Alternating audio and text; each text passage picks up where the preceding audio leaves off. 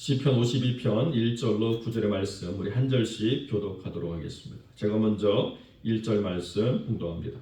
포악한 자여 내가 어찌하여 악한 계획을 스스로 자랑하는가. 하나님의 인자하심은 항상 있도다. 내 혀가 심한 악을 위하여 날카로운 삭도같이 간사를 행하노라. 내가 선보다 악을 사랑하며 의의를 말함보다 거짓을 사랑하는도다. 간사한 혀여 너는 남을 해치는 모든 말을 좋아하는구나. 그런즉 하나님이 영원히 너를 멸하시며 너를 붙잡아 내 장막에서 뽑아내며 살아있는 땅에서 내 뿌리를 빼시리로다. 의인이 보고 두려워하며 또 그를 비웃어하노라. 이 사람은 하나님을 자기 힘으로 삼지 아니하고 오직 자기 재물의 풍부함을 의지하며 자기의 악으로 스스로 든든하게 하던 자라 하리로다. 그러나 나는 하나님의 집에 푸른 감람나무 같으며 하나님의 인자하심을 영원히 의지하리라. 함께 읽습니다. 주께서 이를 행하셨으므로 내가 영원히 주께 감사하고 주의 이름이 선하심으로 주의 성도 앞에서 내가 주의 이름을 사모하리이다. 아멘. 본문의 말씀을 가지고 하나님을 의지하는 법이라는 제목으로 이 말씀을 함께 나누도록 하겠습니다.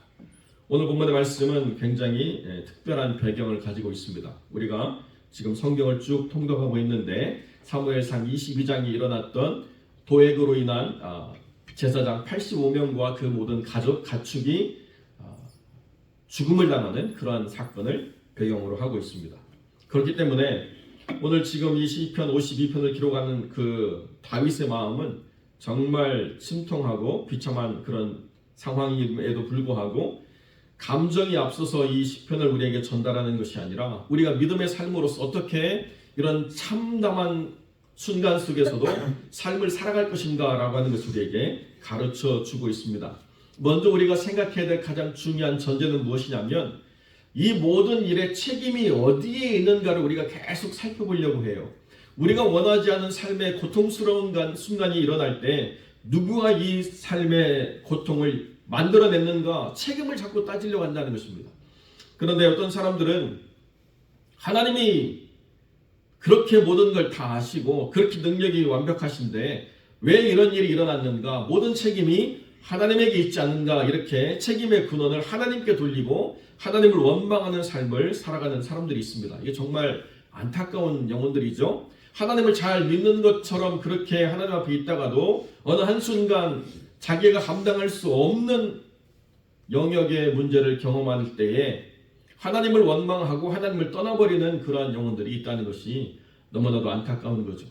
이 모든 일의 책임이 하나님에게 있다. 내가 하나님을 알고 하나님을 믿는다라고 하는 것이 무슨 의미가 있는가? 하나님이 이런 순간에 나를 보호해 주지 않고 나를 이런 고통으로 몰아넣는다고 한다면 나는 하나님을 굳이 믿을 필요가 없다라고 말하는 사람들의 어리석은 선택이 있다는 것입니다. 두 번째로는 모든 책임이 자기에게 있다고 생각해서 끊임없이 자기를 자책하는 선택을 하는 사람도 있습니다. 내가 그때 거기 가지 않았다고 한다면, 내가 그때 그 이야기를 하지 않았다고 한다면, 내가 그때 그것을 어떻게 할 수 있었다고 한다면 계속 자기의 행동에 대한 책임으로 그 모든 상황이 일어났다고 자기를 자책하는 그러한 또 선한 분들도 계시더라고요. 제가 대학교 때 만났던 선배 가운데 의대생이 있었는데요. 여러 병동을 돌면서 실습을 하는데 우리가 정신병자 그러면 막 연쇄살인범처럼 사람을 죽이고 잔혹하게 하는 그런 사이코패스, 소시오패스 이런 것을 생각하는데 그런 사람들은 극히 일부분이고 현실에서는 만나기가 굉장히 어려운 사람들이고 많은 그 정신병동에 있어서 고통받는 사람들이 자기에게 자꾸 자책을 해가지고 우울증에 빠지고 결국에는 세상과 마주 대할 용기가 없어서 숨어버리는 그런 선택을 한 사람들이 대부분이었다는 거예요. 나 때문이다, 내 문제다, 나로 인해서 벌어진 일이다 라고 자기를 자책하는 그런 안타까운 병든 영혼들이 있다는 것을 또 알게 됐습니다. 그런데 오늘 85명이나 되는 제사장들을 다 죽이고 거기에 속한 모든 자녀와 또 가축까지 다 말살하는 그런 잔혹한 일을 벌이는 그런 상황에 다윗이 내가 그때 그 높당에 있는 제사장들에게 가지 않았다라고 한다면 이런 자책을 전혀 하지는 않았겠지만, 그러나 하나님을 의지하면서 살아가는 삶이 무엇인가를 우리가 전달할 때 그럼에도 불구하고 자기 연민과 자책에 빠져서는 안 된다라고 이야기하고 있다는 것입니다.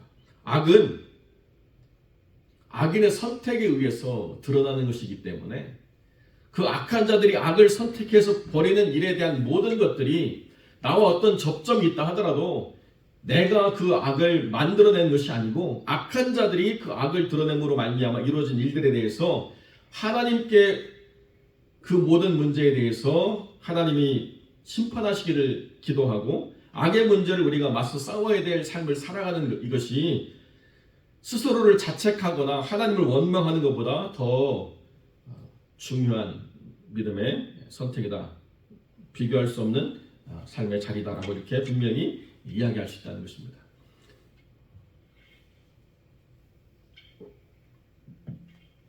이 문제를 만든 에돔 사람 도액이라고 하는 사람은 사울의 목자의 장이었는데요. 베냐민 지파 출신으로서 이스라엘의 왕이 되었던 사울이 에돔 사람을 목자의 장으로 세웠다라고 하는 것은 그만큼 관계가 특별했다 이렇게 말할 수 있겠죠. 기술이 뛰어났든지 아니면 사람에 대한 그 인간관계를 잘 풀어가는 사람이었든지 평범한 사람은 아니었을 것 같습니다. 그런데 자기가 그 높당에서 있을 때 다윗과 그 제사장들의 만남을 보고 난 다음에 득달같이 달려가가지고 사울에게 막 고자질한 그런 게 아니에요. 사무엘상 22장을 보면 이 다윗을 죽이기로 작정한 사울이 다윗이 어디 있는지 왜 아무도 말하지 않느냐고 그 모인 신하들을 채근하고 윽박지르는데 그때 자기가 타이밍을 딱 재고 있다가 그때 얘기해요. 보통 사람이 아니죠. 제가 설교를 준비하면서 갑자기 떠오른 생각이 그건데요. 목사님들하고 같이 어떤 세미나하고 어떤 프로그램을 하기 위해서 어디를 가던 중에 잠깐 들른 그 휴게실에서 어떤 한 목사님이 굳이 거기를 안 가도 되는데 그 비탈길로 이렇게 되어 있는 곳을 가보신다고 가다가 넘어졌어요. 그런데 거기가 완전히 아주 날카로운 자갈들로 깔린 곳이라서 막 손에 상처를 입어가지고 피가 막 흐르더라고요. 그래서 제가 그걸 보고 막 뛰어다녔어요. 퍼스트 에이드 누가 가지고 있는지. 그래서 저희하고는 전혀 상관이 없는 다른 대형 버스를 운전하는 그 기사가 나오길래 우리 일행 중에 사람이 다쳐서 혹시 퍼스트 에이드 키트가 있느냐 그랬더니 그걸 주더라고요. 그래서 내가 쓰고 돌려주겠다고 하니까 필요 없으니까 가지라고. 그래서 막 달려가가지고 연고도 드리고 막 다 드렸거든요. 그런데 나중에 저는 기억을 못 하시더라고요. 자기 손에 붕대 감아준 사람만 기억하고 제가 그렇게 뛰어다니면서 약 찾고 뭐 했던 거는 하나도 기억을 못 하세요. 이럴 정도로 기억을 못 하나 좀 서운한 마음이 들 정도로 기억을 못 하시더라고요. 왜 그런가? 그때는 당황스러워가지고 자기 손밖에는 안 보였는데요. 약을 찾아도 주고 어떤 사람이 안정을 시키면서 붕대를 감아주니까 그 약이 어디서 왔는지 그 붕대가 어디서 왔는지 모르고 감아준 사람만 기억하더라고요. 그게 타이밍이거든요. 이 도액이 득달같이 달려가가지고 사울에게 고자질했으면 누가 얘기해주는지는 별로 중요하지 않고 그 다윗을 죽이려고 군사를 일으켜서 가는 것이 중요했기 때문에 도액은 별로 중요한 존재로 기억나지 않을 거예요. 그런데 누가 나에게 다윗이 어디 있는가를 말해줄 사람을 계속 찾고 있는 때를 기다리다가 그때 도액이 이야기를 했다는 것입니다. 왜 그래요? 자기를 주목하게 만들려고. 그 타이밍을 도액이 정확하게 노려서 그렇게 내가 봤습니다. 그 다음에 빵도 주고 그 다음에 그 골리앗의 칼도 주고 이런 일들 내가 봤습니다. 그러니까 그 노베 제사장들을 다 죽이는 일을 또 도액이 행하게 되는 거죠. 아마 사울이 살아있는 동안은 승승장구했을 것 같아요. 정말 믿을 사람 너밖에 없다. 내 편에 있는 사람은 너 하나밖에 없다. 그것이 도액이 이 세상에서 살아가는 삶의 방식을 말해주고 있다는 것입니다. 7절이 그 말씀의 분명한 그 해석인데요. 이 사람은 하나님을 자기 힘으로 삼지 아니하고 오직 자기 재물의 풍부함을 의지하며 자기의 악으로 스스로 든든하게 하던 자. 이것이 도액이라고 하는 사람의 삶에 가장 중요한 성경적인 평가였다는 것입니다. 똑같이 같은 공동체 안에 있으면서 그 여러 사람들과 함께 공유하는 삶의 많은 그 가치관들이 있었음에도 불구하고 선택해야 될 때에 하나님을 선택하지 않는 자, 그리고 재물의 풍부함과 성공을 위해서 자기의 악으로 스스로를 든든하게 하는 자, 이것이 도액이라고 하는 사람의 삶이었다는 것입니다. 그런데요, 도액만이 아니고 우리가 지난주에 설교에 나눴던 것처럼 사울의 손에 항상 뭐가 있었다고요? 창이 있었다고요. 그러니까 유유상종이라는 말이 딱 맞는 거예요. 같은 유형의 사람들끼리 모여가지고 같이 악을 도모하면서 벌어지는 일들을 우리가 보게 된다는 것입니다. 여러분, 그런 세상 속에서, 그런 상황 속에서 나는 어떻게 살아가야 될 것인가 고민스럽거든요. 이렇게 악한 사람들끼리 끼리끼리 모여가지고 서로 끌어주고 밀어주고 당겨주는 이 세상 속에서 나는 어떻게 살아가야 되는가, 이것이 현재를 살아가는 삶의 고민이라는 거죠. 제가 잠깐 한국에 머무를 때도 저희 그 손이 처남이 있었는데요, 그렇게 피곤하고 그렇게 바쁜데도요, 토요일 날은 꼭 골프를 연습하러 가야 돼요. 왜 그런지 아십니까?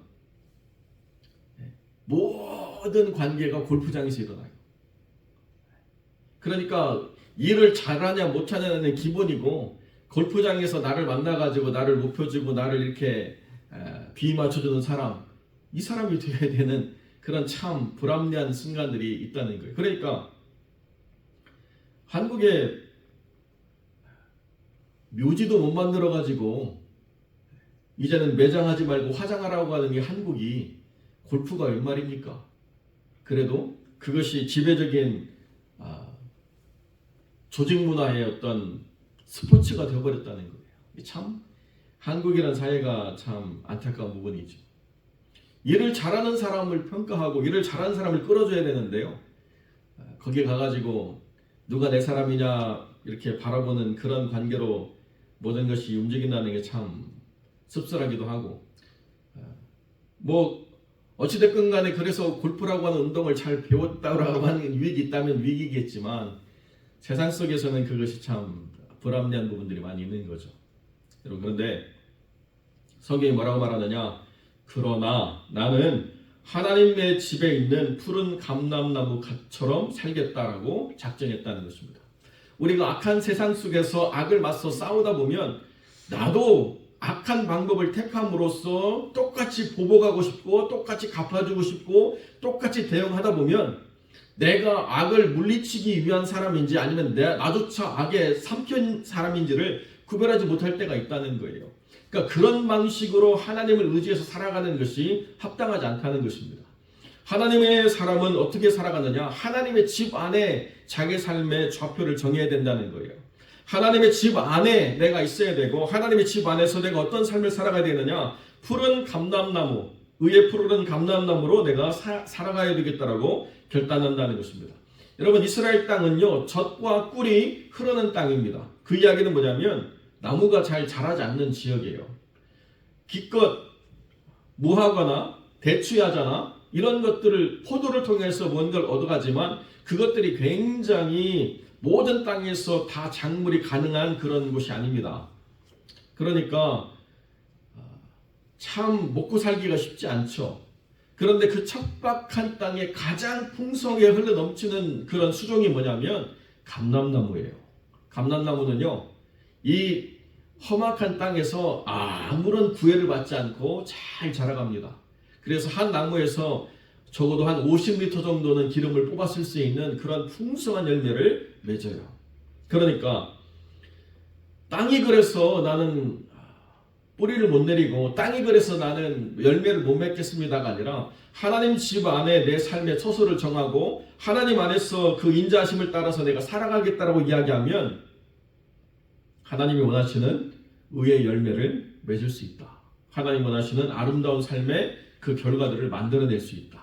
환경과 상황과 조건 따라서 흔들리는 부분이 전혀 없다라고는 말할 수 없겠지만, 그러나 어느 때에도 우리가 하나님 안에서 의의 푸르는 나무를 드러낼 수 있는 하나님의 은총이 우리 안에 있다. 왜 그런가? 하나님을 자기의 힘으로 삼았기 때문에 그렇다는 거예요. 하나님을 자기 의지로 삼았기 때문에 하나님이 주시는 은혜의 때가 있다는 것입니다. 이것이 세상 사람과는 다른 삶의 선택 속에서 주시는 하나님의 놀라운 복이라는 것입니다. 어떤 목사님이 한국의 상황을 이렇게 평가하시면서 지금 한국에 있는 많은 신학교들이 문을 닫고 있고 또 교회들이 이제 어려워질 거다 이런 이야기를 막 하세요. 그러면서 한국의 상황에 대해서 어떤 분이 안타까워하는 그런 이야기를 하시는데, 자기가 대학을 졸업하고 신대학을 마치고 이렇게 해가지고 많은 훈련이 되어 있음에도 불구하고 갈 교회가 없대요. 그래서 참 안타깝다 이렇게 상황을 이야기하면서, 자기 친구들 보니까 그래도 대학 졸업하고 기업에 입사해서 안정된 삶을 살고 이렇게 평안한 또 삶의 자리를 누리고 있는데 자기는 뭐 하는가 이렇게 자괴감이 들더라 이렇게 말씀하시더라고요. 여러분, 그런데요, 한 번도 교회가 그런 걸 보장한 때가 없었습니다. 교회의 90% 가까이가 200명도 안 되는 그런 성도들이 모이는 곳이고요. 5% 정도의 초대형 교회만이 대단히 큰 어떤 그 모습을 드러낼 뿐이죠. 70% 가까운 교회가 미자립이고 쉽지 않은 삶의 선택들을 해오면서도 하나님의 도우심을 구하면서 그 자리를 버텨내는 그런 일들을 지금까지 해왔다는 것입니다. 어느 한때도 평안한 일상을 우리가 아무런 고민 없이 살아갈 그런 자리를 하나님이 우리에게 인도하신 것이 아니라, 땅이 척박하지만 너는 감람나무가 되라고 말씀하신다는 거예요. 그 감람나무를 통해서 하나님 원하시는 의의 열매를 맺고 하나님이 기뻐하시는 향기를 드러내고 하나님이 원하시는 아름다운 삶의 풍요로움을 누리라고 주님이 말씀하신다는 것입니다. 그것이 우리가 이 땅을 살아가면서 우리가 방향을 잡고 삶의 자리를 정하고 우리가 삶에 만들어낼 삶의 결과라고 성경 우리에게 이야기해 준다는 거죠. 순간순간 상황 따라서 조건 따라서 바뀌는 것 아무것도 없다는 것입니다. 농사를 지어보면 또 그런 분들이 많이 있는데요. 누가 뭐 작물 재배해가지고 어마어마한 돈을 벌었다 그러면요, 그 다음부터는 다 갈아엎고 다 똑같은 작물을 재배해요. 한국에서 샤인머스켓 얼마나 유행했는지를 말할 수가 없습니다. 요즘은요, 누가 샤인머스켓 그 포도 선물하면요 별로 기뻐하지 않을걸요. 하도 흔해가지고 다 상황 따라 조건 따라 환경 따라 막 남 따라가다가 정신없이 자기를 돌아보면 내가 뭐 하고 있는지 알 수 없는 때가 있다는 거예요. 그런데요, 하나님의 때를 살아가는 사람들은 상황을 이겨내고 조건을 넘어서서 하나님이 원하시는 결과물을 만들어내는 사람들이라는 것입니다.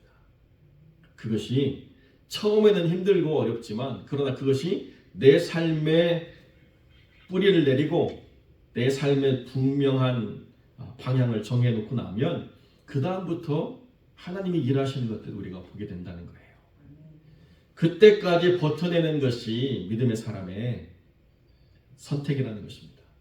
사랑하는 성도 여러분, 우리의 눈에 보기에 또 우리의 삶을 평가하는 어떤 평가로 우리가 살펴볼 때 아직 부족하고 아직 모자라다고 말할 부분이 있겠지만은, 그러나 하나님의 뜻 안에서 우리의 삶의 목적을 정했고 우리가 그 뜻 안에서 뿌리내리기를 결단할 때 우리는 결코 실패하거나 낭망한 인생이 되어지지 않는다는 것입니다. 우리는 하나님의 집안에 있는 푸른 감람나무로 살아가기를 결정했기 때문에 하나님께서 그 선하신 뜻대로 우리를 이루어주신다라고 하는 것을 우리가 분명히 드러낼 믿음의 삶이 이루어질 줄로 믿습니다.